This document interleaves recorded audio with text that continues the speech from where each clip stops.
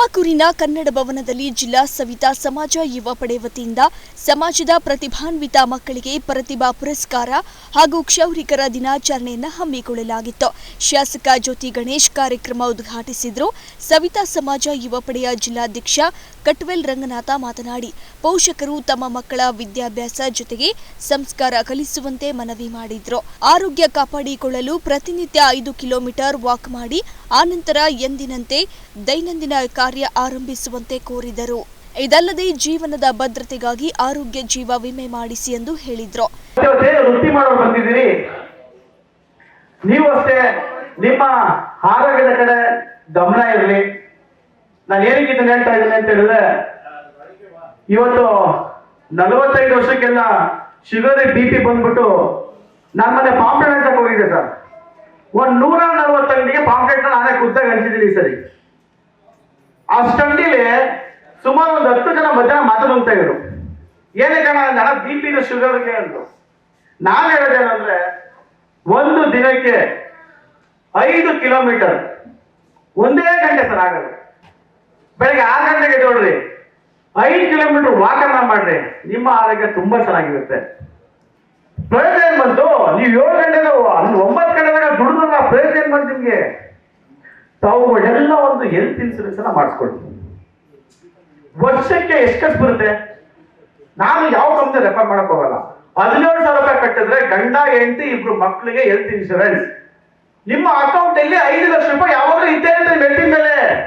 ಇನ್ನು ಬಿಜೆಪಿ ಯುವ ಮುಖಂಡ ಅರ್ಕೆರೆ ರವೀಶ್ ಕಾರ್ಯಕ್ರಮಕ್ಕೆ ಆಗಮಿಸಿ ಯುವಕರು ತಮ್ಮ ವೃತ್ತಿಯಲ್ಲಿ ವಿಭಿನ್ನತೆ ತೋರಿಸುವ ಮೂಲಕ ಗ್ರಾಹಕರನ್ನ ತಮ್ಮತ್ತ ಸೆಳೆಯುವಲ್ಲಿ ಮುಂದಾಗಬೇಕೆಂದು ಕರೆ ನೀಡಿದರು. ಯುವಕರು ಜವಾಬ್ದಾರಿ ತೆಗೆದುಕೊಳ್ಳುವಂತೆ ತಿಳಿಸಿದ್ರು.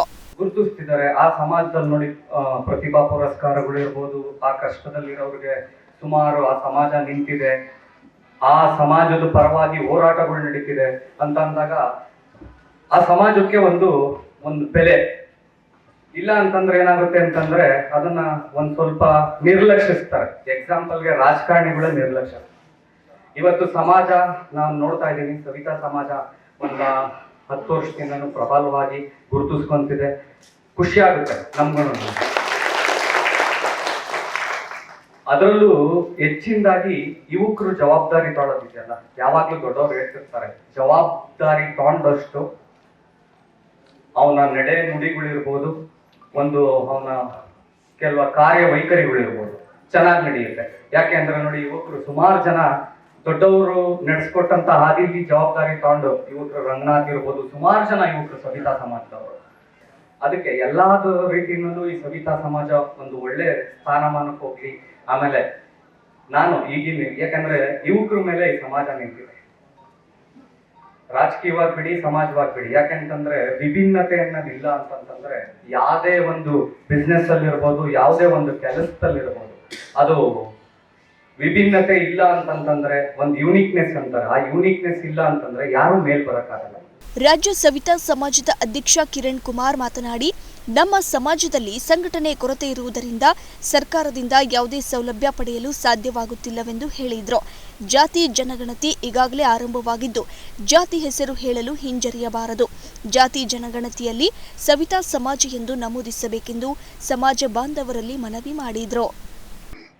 ತಾವೆಲ್ಲರೂ ಇವತ್ತು ಹಬ್ಬ ಇದ್ರು, ನವರಾತ್ರಿಯ 2ನೇ ದಿವಸ ಇದ್ರು, ತಾವೆಲ್ಲರೂ ಸಮಾಜಕ್ಕೋಸ್ಕರ ಅಭಿಮಾನದಿಂದ ತಾವೆಲ್ಲರೂ ಬಂದು ಇಲ್ಲಿ ಸೇರಿದ್ದೀರಾ. ತಮ್ಮೆಲ್ರಿಗೂ ಮೊದಲನೇದಾಗಿ ನಾನು ವಂದನೆ ತಿಳಿಸಕ್ಕೆ ಇಷ್ಟಪಡ್ತೀನಿ. ಬಂಧುಗಳೇ, ಈಗ ಮುಖ್ಯವಾಗಿ ಮಾತಾಡ್ಬೇಕಾಗಿರೋದು ಏನು ಅಂದ್ರೆ, ತುಂಬಾ ಜನ ಎಲ್ಲಾ ವಿಷಯಗಳನ್ನು ಮಾತಾಡಿದ್ದಾರೆ.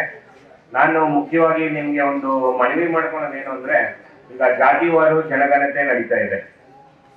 ಜಾತಿವಾರು ಜನಗಣತಿಯಲ್ಲಿ ಅನೇಕ ಜನ ನಮ್ಮವರು ನಮ್ಮ ಜಾತಿಯನ್ನು ನಮೂದನೆ ಮಾಡಕ್ಕೆ ಸ್ವಲ್ಪ ಮುಜುಗರ ಪಡ್ಕೊಂತವ್ರೆ.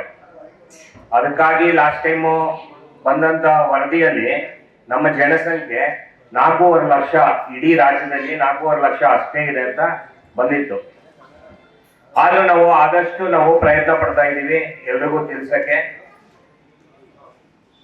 ನಾವು ಅಲ್ಲಿ ಕಾಲಮ್ ಕೊಟ್ಟಿದ್ದಾರೆ, ನೀವು ಯಾವ ಜಾತಿಗೆ ಸೇರ್ತೀರಾ, ನಿಮ್ಮ ಉಪಜಾತಿ ಏನಿದೆ, ನೀವು ಧರ್ಮ ಯಾವುದು ಅಂತ ನಾವು ತುಂಬಾ ಸಿಂಪಲ್ ಆಗಿ ಇಟ್ಕೊಳ್ಳೋಣ ಅಂತ ನಿಮ್ಮ ಹತ್ರ ಮನವಿ ಮಾಡ್ತಾ ಇದ್ದೀನಿ. ಎಲ್ಲರೂ ನಮೂದನೆ ಮಾಡ್ಬೇಕಾದ್ರೆ ತಾವೆಲ್ಲರೂ ಸವಿತಾ ಸಮಾಜ ಅಂತ ಬರ್ಸ್ರಿ.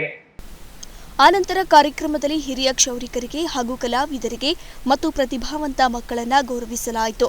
ಕಾರ್ಯಕ್ರಮದಲ್ಲಿ ಸ್ವದೇಶಿ ವಿಶ್ವನಾಥ ಓಕೆರಾಜು, ನಾಮದೇವ ನಾಗರಾಜು, ರಮೇಶ್ ಬಾಬು ಸೇರಿದಂತೆ ಸಮಾಜದ ಮುಖಂಡರು ಪಾಲ್ಗೊಂಡಿದ್ದರು.